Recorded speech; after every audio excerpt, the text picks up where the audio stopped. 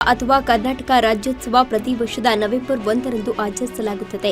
ಮೈಸೂರು ರಾಜ್ಯವು ಅಂದರೆ ಈಗಿನ ಕರ್ನಾಟಕ 1956ರ ನವೆಂಬರ್ 1ರಂದು ನಿರ್ಮಾಣವಾದುದರ ಸಂಕೇತವಾಗಿ ಈ ರಾಜ್ಯೋತ್ಸವವನ್ನು ಆಚರಿಸಲಾಗುತ್ತದೆ. ದಕ್ಷಿಣ ಭಾರತದ ಎಲ್ಲ ಕನ್ನಡ ಭಾಷೆ ಮಾತನಾಡುವ ಪ್ರದೇಶಗಳನ್ನು ವಿಲೀನಗೊಳಿಸಿ ಒಂದು ರಾಜ್ಯವನ್ನ ಘೋಷಣೆ ಮಾಡಿದ ಈ ದಿನವನ್ನು ಕನ್ನಡಿಗರು ನಾಡ ಹಬ್ಬವನ್ನಾಗಿ ಆಚರಿಸುತ್ತಾರೆ. ರಾಜ್ಯೋತ್ಸವದ ದಿನವನ್ನ ಕರ್ನಾಟಕದ ರಾಜ್ಯದಲ್ಲಿ ಸರ್ಕಾರಿ ರಜಾ ದಿನವೆಂದು ಪಟ್ಟಿ ಮಾಡಲಾಗಿದ್ದು ಮತ್ತು ವಿಶ್ವದಾದ್ಯಂತ ಕನ್ನಡಿಗರು ಅದನ್ನು ಆಚರಿಸುತ್ತಾರೆ. ರಾಜ್ಯೋತ್ಸವ ದಿನವನ್ನ ಕರ್ನಾಟಕ ರಾಜ್ಯದಾದ್ಯಂತ ಕೆಂಪು ಮತ್ತು ಹಳದಿ ಕನ್ನಡ ಧ್ವಜಗಳು ರಾಜ್ಯದ ಎಲ್ಲೆಡೆ ಹಾರಿಸಲ್ಪಡುತ್ತವೆ. ಕನ್ನಡ ನಾಡಗೀತೆ ಜಯ ಭಾರತ ಜನನಿಯ ತನುಜಾತಿಯನ್ನ ಹಾಡಲಾಗುತ್ತದೆ. ಸರ್ಕಾರಿ ಕಚೇರಿ ಮತ್ತು ಹಲವಾರು ಪ್ರಮುಖ ಪ್ರದೇಶಗಳಲ್ಲಿ ವಾಹನಗಳ ಮೇಲೆ ಭುವನೇಶ್ವರಿ ಚಿತ್ರವನ್ನಿಟ್ಟು ಮೆರವಣಿಗೆಯನ್ನು ನಡೆಸಲಾಗುತ್ತದೆ. ರಾಜ್ಯೋತ್ಸವವನ್ನ ಕರ್ನಾಟಕದಲ್ಲಿರುವ ಬಹುತೇಕ ಹಿಂದೂಗಳು, ಮುಸ್ಲಿಮರು ಮತ್ತು ಕ್ರಿಶ್ಚಿಯನ್ನರು ಧರ್ಮ ಭೇದವಿಲ್ಲದೆ ಆಚರಿಸುತ್ತಾರೆ. ಸರ್ಕಾರ ಮೆರವಣಿಗೆ, ಆಟೋ ರಿಕ್ಷಾಗಳು ಮತ್ತು ಇತರೆ ವಾಹನಗಳು ಕನ್ನಡ ಧ್ವಜದ ಬಣ್ಣಗಳಾದ ಕೆಂಪು ಮತ್ತು ಹಳದಿ ಬಣ್ಣಗಳ ಬಾವುಟದೊಂದಿಗೆ ಅಲಂಕರಿಸಲಾಗಿರುತ್ತದೆ. ರಾಜ್ಯೋತ್ಸವದ ಪ್ರಯುಕ್ತ ಕರ್ನಾಟಕ ಸರ್ಕಾರದ ವತಿಯಿಂದ ರಾಜ್ಯೋತ್ಸವ ಪ್ರಶಸ್ತಿಗಳನ್ನು ಪ್ರದಾನ ಮಾಡಲಾಗುತ್ತದೆ. ಹಲವು ಸಾಂಸ್ಕೃತಿಕ ಕಾರ್ಯಕ್ರಮಗಳನ್ನು ವಿಶ್ವದಾದ್ಯಂತ ಹಮ್ಮಿಕೊಳ್ಳಲಾಗುತ್ತದೆ. ರಾಜ್ಯದ ಮುಖ್ಯಮಂತ್ರಿ ಸಾಧಕರಿಗೆ ಈ ಪ್ರಶಸ್ತಿಯನ್ನು ವಿತರಿಸುತ್ತಾರೆ. ಭಾರತ ಇನ್ನಿತರ ಪ್ರದೇಶಗಳಾದ ಮುಂಬೈ, ದೆಹಲಿ ಮುಂತಾದ ಕಡೆಯೂ ಕರ್ನಾಟಕ ರಾಜ್ಯೋತ್ಸವ ಆಚರಿಸಲಾಗುತ್ತದೆ. ಇದಲ್ಲದೆ ಗುರಂಗಾಂವ್ ಮತ್ತು ಚೆನ್ನೈ, ಸಾಗರೋತ್ತರದಲ್ಲಿ ಕನ್ನಡ ಸಂಸ್ಥೆ, ಅಮೆರಿಕ, ಸಿಂಗಾಪುರ್, ದುಬೈ, ಮಸ್ಕಟ್, ದಕ್ಷಿಣ ಕೊರಿಯಾ, ಆಸ್ಟ್ರೇಲಿಯಾ, ನ್ಯೂಜಿಲೆಂಡ್, ಸ್ಕಾಟ್ಲೆಂಡ್ ಮತ್ತು ಐರ್ಲೆಂಡ್ ಮೊದಲಾದ ಕಡೆಗಳಲ್ಲಿ ನೆಲೆಸಿರುವ ಕನ್ನಡಿಗರು ಕರ್ನಾಟಕ ರಾಜ್ಯೋತ್ಸವವನ್ನು ಆಚರಿಸುತ್ತಾರೆ.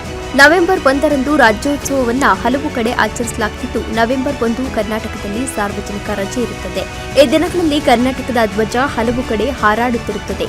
ಭುವನೇಶ್ವರಿಯು ಹಿಂದೂ ಧರ್ಮದಲ್ಲಿನ 10 ಮಹಾವಿದ್ಯಾ ದೇವತೆಗಳ ಪೈಕಿ 4ನೆಯವಳು. ವಿಶ್ವದ ಸೃಷ್ಟಿಗೆ ಆಕಾರ ನೀಡುವಲ್ಲಿ ಭೌತಿಕ ಬ್ರಹ್ಮಾಂಡದ ಘಟಕಗಳಾಗಿ ದೇವಿಯು ಅಂಶವಾಗಿದ್ದಾಳೆ. ಇವಳು ಆದಿ ಪರಾಶಕ್ತಿ ಅಥವಾ ಪಾರ್ವತಿ ಎಂದು ಪರಿಚಿತವಾಗಿದ್ದಾಳೆ.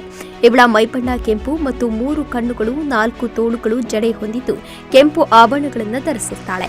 ಭುವನೇಶ್ವರಿ ಕಮಲಗಳ ಹಾರವನ್ನು ಧರಿಸಿದ್ದು ಇವಳ ಮೈಗೆ ಕೆಂಪು ಚಂದನದ ಲೇಪವನ್ನು ಹಚ್ಚಲಾಗಿರುತ್ತದೆ. ಎಡಗೈಗಳಿಂದ ಇವಳು ತಿವಿಗೋಲು ಹಾಗೂ ಪಾಶವನ್ನು ಹಿಡಿದಿದ್ದು ಇವಳ ಬಲಗೈಗಳು ಅಭಯ ಹಾಗೂ ವರದ ಮುದ್ರೆಗಳನ್ನು ಪ್ರದರ್ಶಿಸುತ್ತವೆ. ಭುವನೇಶ್ವರಿ ಬ್ರಹ್ಮಾಂಡವನ್ನ ಆಳುವ ದೇವತೆ. ಅವಳು ಪ್ರಪಂಚದ ಪೋಷಕನಲ್ಲದೆ ಸೃಷ್ಟಿಕರ್ತ ಎಂದು ಪರಿಗಣಿಸಲ್ಪಟ್ಟಿದ್ದಾಳೆ. ಭುವನೇಶ್ವರಿ ಎಂಬ ಪದವು ಭುವನಂ ಮತ್ತು ಈಶ್ವರಿ ಎಂಬ 2 ಪದಗಳಿಂದ ಕೂಡಿದೆ.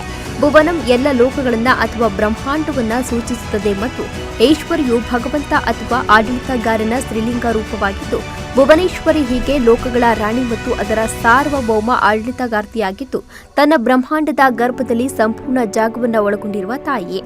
ಹೀಗೆ ಬ್ರಹ್ಮಾಂಡವೇ ಅವಳ ದಿವ್ಯ ಶರೀರ ಅಂದರೆ ಅವಳೇ ಬ್ರಹ್ಮಾಂಡ. ಅವಳ ಅನಂತವಾದ ಆತ್ಮವು ಅದರಲ್ಲಿರುವ ಎಲ್ಲಾ ಜೀವಿಗಳಲ್ಲಿ ನೆಲೆಸಿದೆ.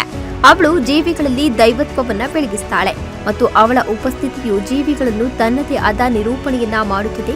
ಭುವನೇಶ್ವರಿ ಹೀಗೆ ವಿಶ್ವರೂಪಿ.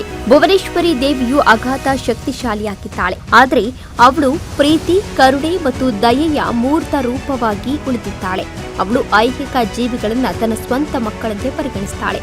ಪ್ರಾಮಾಣಿಕ ಪ್ರಾರ್ಥನೆಗಳಿಂದ ಸಂತೋಷ ಪಡುತ್ತಾಳೆ ಮತ್ತು ಅವಳ ಉದಾರ ಆಶೀರ್ವಾದವನ್ನು ಅವರಿಗೆ ನೀಡುತ್ತಾಳೆ. ಅವಳ ಆರಾಧನೆಯು ಕಾಸ್ಮಿಕ್ ದೃಷ್ಟಿ ಮತ್ತು ಸಾರ್ವತ್ರಿಕ ತಿಳುವಳಿಕೆಯನ್ನ ಉತ್ತೇಜಿಸುತ್ತದೆ. ಇದು ಭಕ್ತರಿಗೆ ಮನಮೋಹಕ ವ್ಯಕ್ತಿತ್ವ ಮತ್ತು ಎಲ್ಲವನ್ನ ಜಯಿಸುವ ಯಶಸ್ಸನ್ನು ಕೂಡ ಪಡೆಯಬಹುದು.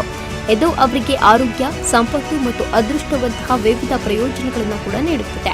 ಭುವನೇಶ್ವರಿ ದೇವಿಯು ದೇವಿ ಭಾಗವತದ ಪ್ರಕಾರ ಎಲ್ಲವನ್ನ ಸೃಷ್ಟಿಸುವ ಮತ್ತು ಪ್ರಪಂಚದ ಅನಿಷ್ಟಗಳನ್ನು ನಾಶ ಮಾಡುವ ಸರ್ವೋಚ್ಚ ದೇವತೆ ಎಂದು ನಂಬಲಾಗಿದೆ. ಭುವನೇಶ್ವರಿ ದೇವಿಯನ್ನ ಪೂಜಿಸುವವನು ಶಕ್ತಿ, ಬುದ್ಧಿವಂತಿಕೆ ಮತ್ತು ಸಂಪತ್ತಿನಿಂದ ಆಶೀರ್ವದಿಸುತ್ತಾನೆ. ದೇವಿ ಭುವನೇಶ್ವರಿಯನ್ನ ಕಾಳಿ, ಚಂಡಿಕಾ, ಪಾರ್ವತಿ, ದುರ್ಗಾ ಮತ್ತು ಇನ್ನು ಅನೇಕ ಹೆಸರುಗಳೊಂದಿಗೆ ಕರೆಯಲಾಗುತ್ತದೆ.